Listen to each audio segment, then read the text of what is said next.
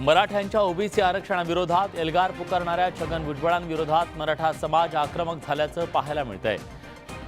जालन्यातल्या सभेत जरांगेंवर गंभीर आरोप करणाऱ्या भुजबळांविरोधात विविध ठिकाणी आंदोलनं सुरू झाली आहेत। त्याचवेळी मनोज जरांगेंनी आता भुजबळांवर एकेरी हल्ला चढवायला सुरुवात केली। मनोज जरांगे पाटलांच्या जिल्ह्यात जाऊन भुजबळांनी शुक्रवारी जोरदार हल्लाबोल केला। भुजबळांनी थेटपणे जरांगेंवर एकामागून एक गंभीर आरोप करत मराठ्यांच्या ओबीसी आरक्षणाला कडाडून विरोध केला। मनोज जरांगेंनीही सभांमधून भुजबळांना टार्गेट करायला सुरुवात केली आहे। साताऱ्यातल्या सभेत मनोज जरांगेंनी भुजबळांचा एकेरी शब्दात उल्लेख करत समाचार घेतला। मनोज जरांगेंच्या टीकेवर भुजबळांनी पुन्हा एकदा निशाणा साधला। नाशिकच्या इगतपुरीत बोलताना भुजबळांनी पुन्हा एकदा मराठ्यांच्या सरसकट आरक्षणाला विरोध केलाय। व्यक्ती म्हणून आमचा शत्रू नाही, पण विचाराला मात्र त्यांच्या 100% विरोध आहे। मराठा आरक्षणाच्या विरोधात बोलला की वाजविलाच म्हणून समजायचं। त्याने लिहिलेले कागदपत्र त्याच्या पुढे पेनने लिहिलेली जे आहेत सर्टिफिकेट आता देतात, कुणबी कुणबी कुणबी, हे लक्षात येत नाही का रे आमच्या? एकंदरीत मराठ्यांच्या कुणबी आरक्षणावरून जरांगे पाटील आणि छगन भुजबळांमध्ये जुंपल्याचं दिसतंय। मनोज जरांगे पाटील यांची आज साताऱ्यात जाहीर सभा झाली। या सभेत बोलताना त्यांनी पुन्हा एकदा छगन भुजबळांवर निशाणा साधला। आपण सासऱ्याचं खातो म्हणणारे भुजबळ कोणत्या पाहुण्याकडे राहून जगले हे सगळ्यांना माहीत आहे, अशी खरमरीत टीका त्यांनी केली। महाराष्ट्र दौऱ्यावर असलेल्या मनोज जरांगे पाटील यांचं साताऱ्यात जल्लोषात स्वागत करण्यात आलं। याचवेळी झालेल्या जाहीर सभेत बोलताना मनोज जरांगे पाटील यांनी भुजबळांनी केलेल्या टीकेचा समाचार घेतला। महाराष्ट्रातल्या जनतेचा पैसा कष्टाचा महाराष्ट्र सदन सुद्धा वरबडून खाल्लं, म्हणून तुम्हाला जेल भोगायला लागलं। त्यावेळेस मी म्हणलं तुम्ही बेसन भाकर खाल्ली, तर त्याच्या पुढचं सांगितलं ते म्हणले कांदा बाई भेटतोय, मग काय का वरबी। मराठा समाजाला आरक्षण मिळेलच असा विश्वास जरांगे पाटलांनी बोलून दाखवला। मराठा ओबीसीतच येणार, दुसरीकडे आम्ही आरक्षण घेणार नाही। 70 वर्ष मराठ्यांचं झालेलं नुकसान कोण भरून काढणार असा सवाल जरांगे पाटलांनी सरकारला विचारला। आता आमचा 70 वर्षाचा झालेला लॉस हा बॅकलॉग सरकार कसा भरून काढणार, कारण आम्हाला आता तोही भरून पाहिजे। भुजबळांचं वय झाल्याची टीका जरांगे पाटलांनी केली। राज्यात दंगली घडवण्याचा कट असल्याचा आरोप जरांगे पाटलांनी केलाय। मराठा आरक्षणासाठी मनोज जरांगे पाटलांच्या सभांचा झंझावात सुरू आहे। साताऱ्यात जरांगे पाटलांची सभा पार पडली। या सभेनंतर जरांगे पाटील यांनी उदयनराजे भोसलेंची भेट घेतली। मनोज जरांगे पाटील यांची साताऱ्यात सभा आयोजित करण्यात आली। या सभेनंतर मनोज जरांगे पाटील यांनी खासदार उदयनराजे भोसले यांची त्यांच्या निवासस्थानी जाऊन भेट घेतली। यावेळी जलमंदिर पॅलेस इथं जरांगे पाटलांचं स्वागत करण्यात आलं। यावेळी राज्यात जातनिहाय जनगणना करून मेरिटवर आरक्षण देण्याची मागणी उदयनराजे भोसलेंनी केली। तुम्ही जनगणना करा आणि कोणावरती अन्याय करू नका।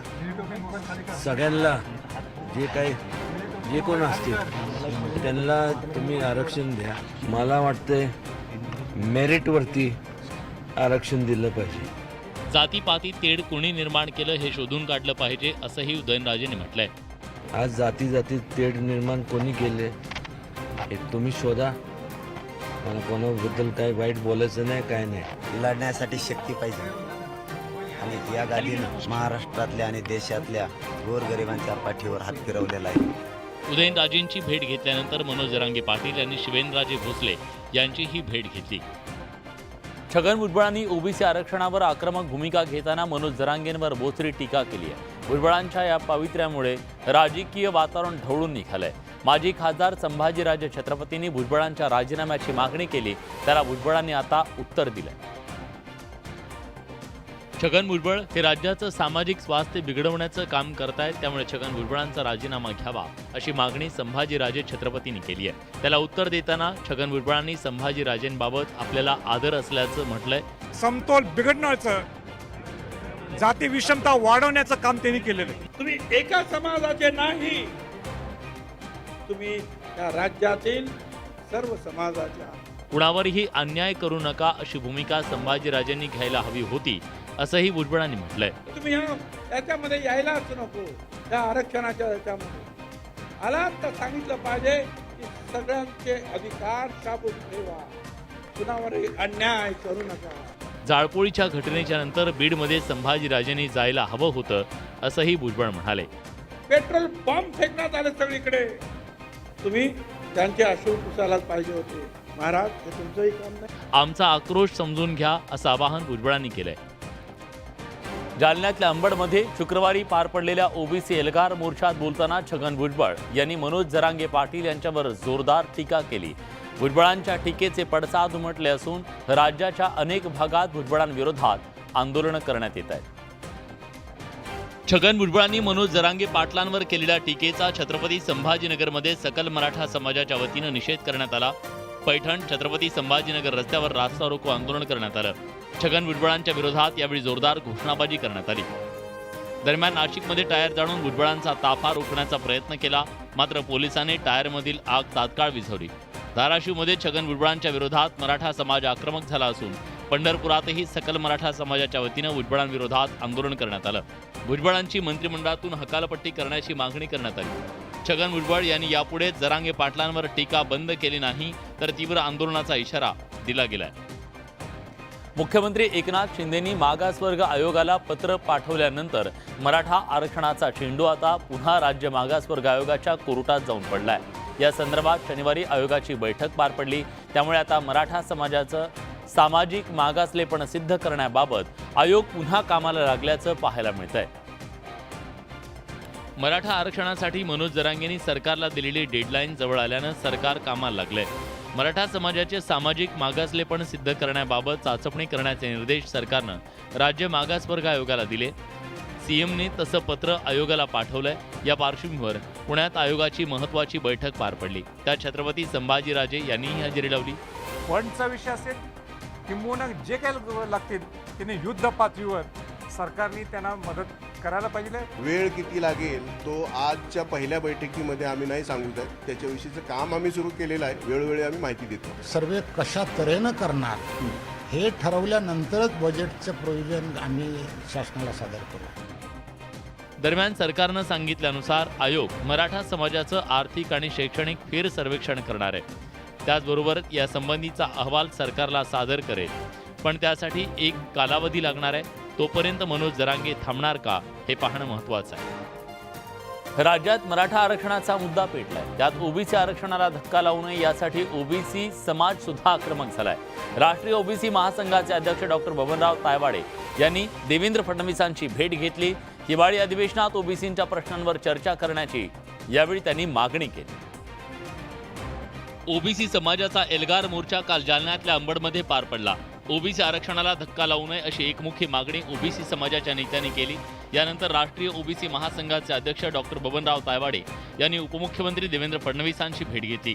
हिवाळी अधिवेशनात ओबीसी समाजाच्या प्रश्नावर चर्चा करण्याची मागणी त्यांनी केली. निवेदन आम्ही या ठिकाणी दिलेलं आहे. ते सुद्धा त्यांनी मान्य केलेलं की ज्या जाती ऑलरेडी ओबीसीमध्ये आहेत त्यांचा नव्याने अभ्यास होणार नाही. 19 सप्टेंबरच्या सर्वपक्षीय बैठकीत आश्वासन दिलं गेलं होतं. ती पूर्ण करण्याचं आश्वासन फडणवीसांनी यावेळी दिल्याचं तायवाडे म्हणाले. विधानसभेच्या अधिवेशनाच्या दरम्यान एक पुन्हा आमच्या शिष्टमंडळासोबत चर्चा करून लवकरात लवकर ते प्रश्न निकाली काढण्याचं आश्वासन त्यांनी आज या ठिकाणी दिलं आहे. हिवाळी अधिवेशनाच्या पूर्वी ओबीसी शिष्टमंडळाशी चर्चा करून सर्व प्रलंबित प्रकरणं निकाली काढण्याचं आश्वासन फडणवीसांनी दिल्याचं सुद्धा तायवाडे म्हणाले.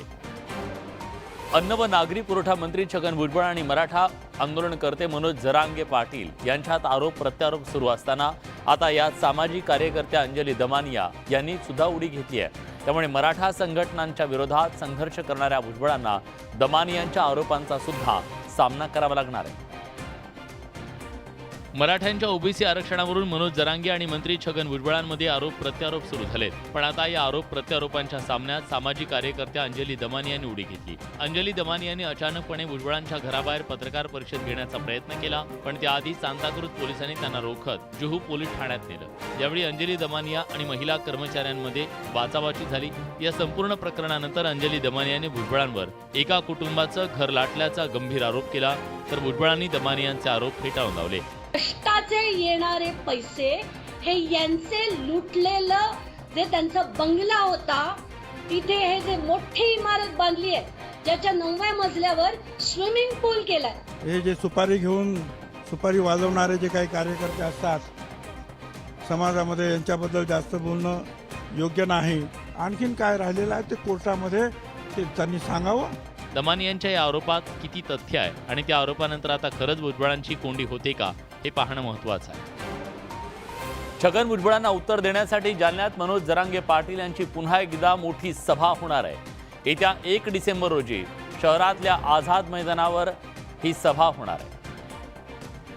ओबीसी नेते छगन भुजबळांनी मनोज जरांगे पाटील यांच्या बालेकिल्ल्यात जाऊन त्यांच्यावर तोफ टाकली.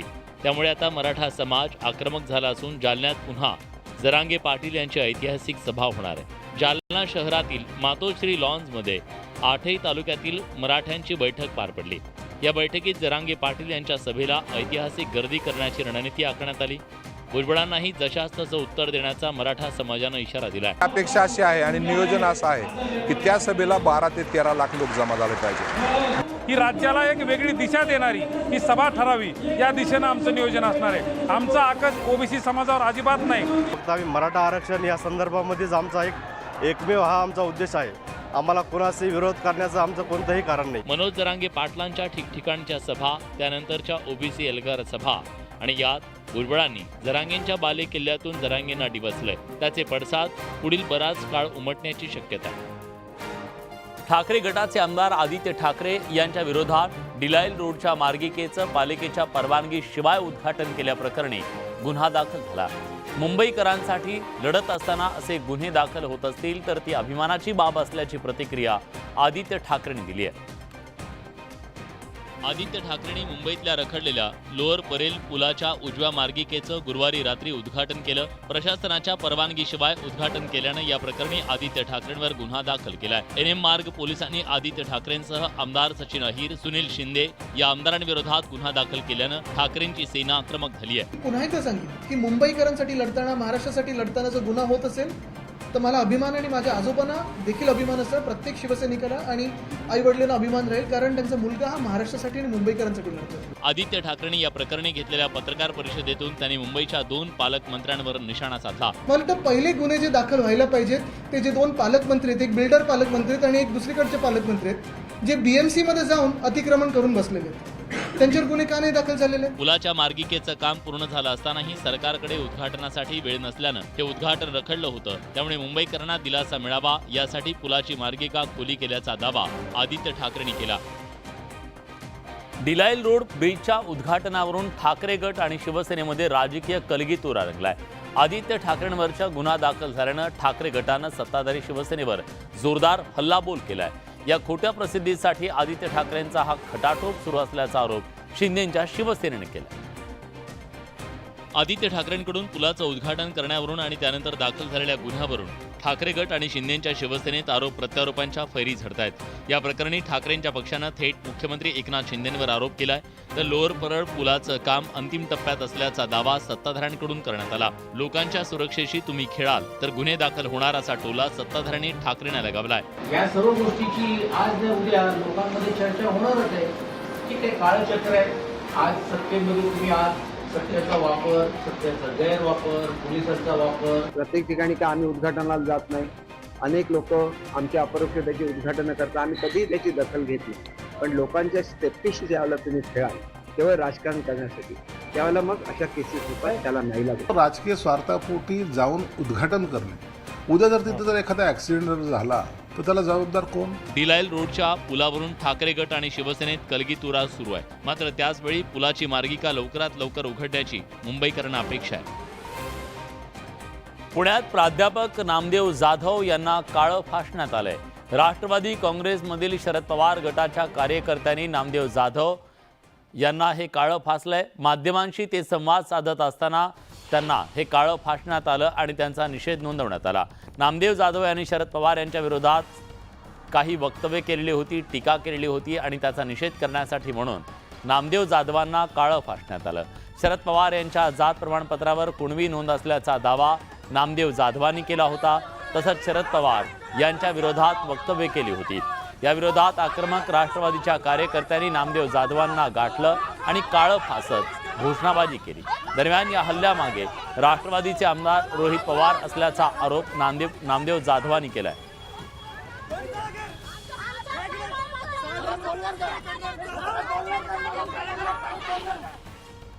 हा लोकशाहीवरचा हल्ला आहे, हा विचारांवरचा हल्ला आहे, हा शाहू फुले आंबेडकरांच्या विचारांवरचा हल्ला आहे, हा शिवाजी महाराजांच्या चरित्राच्या प्रचार प्रसारावरचा हल्ला आहे. आणि या ठिकाणी माझ्या बंदोबस्ताला पोलीस असताना त्या पोलिसाच्या सुद्धा जीवाला या ठिकाणी धोका निर्माण झाला होता. हा पोलिसांवर सुद्धा हल्ला आहे, याची गंभीर दखल सगळ्यांना घ्यावी लागणार आहे. अशा प्रकारे तुम्ही तुमच्या सत्तेच्या खेळासाठी नाम्या जाधव सारख्याचा वापर करू नका. या ठिकाणी पवार साहेब हे निश्चित मागच्या 60 वर्षाच्या राजकारण समाजकारणात एक मोठं नाव आहे. त्यांच्यावर विरोध पुरावे असते तर आम्ही ते ऐकून घेऊ, पण पुरावे नसताना अशा प्रकारचा उठाठेव आम्ही सहन करणार नाही. वाशिमच्या पैनगंगा नदीवरच्या बाळखेड, भापूर आणि धोडप बुद्रुक या परिसरातील कोल्हापुरी बंधारे सध्या पाण्याअभावी कोरडे ठाक पडलेत. त्यामुळे शेकडो हेक्टरवरच्या शेतीवर रब्बीच्या गहू आणि हरभरा पिकांचा पेरा करता येत नसल्यानं शेतकरी चिंतेत आहे. वाशिम जिल्ह्यातील सर्वात मोठी पैनगंगा नदी 9 महिने प्रवाही असते.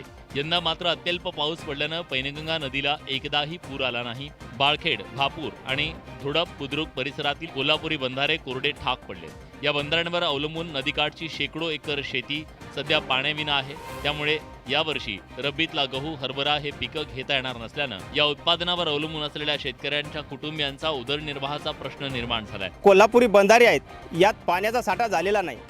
तर आता रब्बीच्या पिकासाठी एवढी बिकट परिस्थिती झाली की रब्बीचं पीक आम्हाला बगर पाण्या वाचून घेताच येत नाही. या बंधाऱ्याच्या भरोश्यावर हजारो हेक्टर जे काही क्षेत्र आहे बाळखेडचे ते पूर्ण ओलिती व्हायचं. यावर्षी अशी परिस्थिती आहे की पूर्ण क्षेत्र हे खालीच पडले, निकामी झालेलं आहे. पूर्ण शेतजमीन रिकामी झालेली आहे, म्हणजे त्याच्यावर काही कोणतेही पीक नाही. यंदा पावसानं ऊड दिल्यानं अनेक भागात पाण्याची परिस्थिती बिकट आहे. पुढील काळात पाणी टंचाईच्या झळा आणखी जाणवण्याची शक्यता आहे. दिवाळी निमित्तानं आलेल्या सुट्ट्यांची संधी साधत पर्यटकांची पावलं कोकणातल्या समुद्र किनाऱ्याकडे वळत आहेत. कोकणातील समुद्र किनाऱ्यांवर त्यामुळे मोठी गर्दी पाहायला मिळते.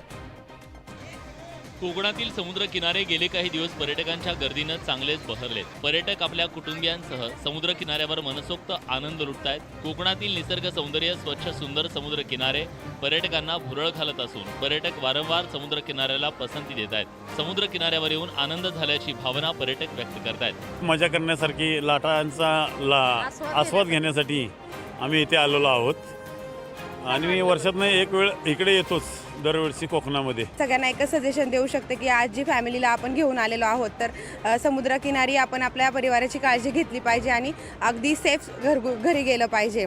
समुद्राच्या लाटा अंगावर झेलण्यासोबत समुद्री खेळासोबत घोडेस्वारी आणि उंटस्वारीचा आनंदही पर्यटक लुटतायत.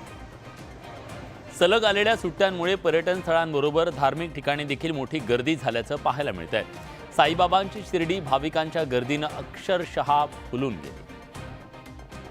दिवाळी निमित्तानं आलेल्या सलग सुट्ट्यांमुळे शिर्डीत भाविकांची मांदियाळी पाहायला मिळाली.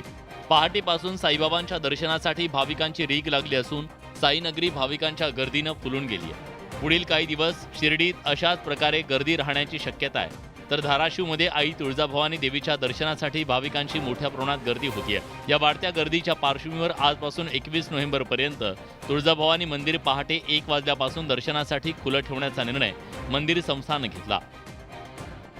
अहमदाबादमध्ये उद्या भारत आणि ऑस्ट्रेलियामध्ये वर्ल्ड कप क्रिकेट स्पर्धेचा अंतिम मुकाबला, महामुकाबला होणार आहे. आणि या स्पर्धेत ऑस्ट्रेलियाला धूळ चारून भारतीय संघानं विजेतेपद पटकावावं अशी अपेक्षा तमाम भारतीय क्रिकेट रसिकांची असणार आहे. अहमदाबादमध्ये रविवारी खेळवल्या जाणाऱ्या वर्ल्ड कप क्रिकेट स्पर्धेच्या अंतिम सामन्याकडे अवघ्या क्रिकेट जगताचं लक्ष लागलंय. या स्पर्धेच्या विजेतेपदासाठी रोहित शर्माच्या नेतृत्वाखालील टीम इंडिया आणि ऑस्ट्रेलिया एकमेकांसमोर भिडणार आहेत. सलग 10 सामने जिंकणाऱ्या रोहित सेनेनं बॅटिंग, बॉलिंग आणि फिल्डिंगमध्ये दिमाखदार कामगिरी केली आहे. आता अंतिम सामन्यातही अशीच कामगिरी करून वर्ल्ड कपचं विजेतेपद पटकावण्याचा प्रयत्न टीम इंडियाचा असेल. टीम इंडियासमोर या विजेतेपदाच्या मार्गात अडथळा असणार आहे तो ऑस्ट्रेलियाचा संघ. ऑस्ट्रेलियाला नमवून टीम इंडियानं या स्पर्धेचं विजेतेपद पटकावावं अशी तमाम भारतीय क्रिकेट रसिकांची अपेक्षा आहे. 12 वर्षांनंतर पुन्हा एकदा टीम इंडिया क्रिकेटचा विश्वविजेता व्हावा अशी इच्छा तमाम भारतीय क्रिकेट रसिकांची आहे. त्यामुळे आपल्या भारतीय टीमला आपण ऑल दी बेस्ट देऊया आणि उद्याच्या सामन्यात त्यांनी वर्ल्ड कप जिंकावा ही अपेक्षा व्यक्त करूया. यासोबत बुलेटिनमध्ये आपण इथेच थांबतोय. ताज्या घडामोडींसाठी बघत रहा न्यूज 18 लोकमत.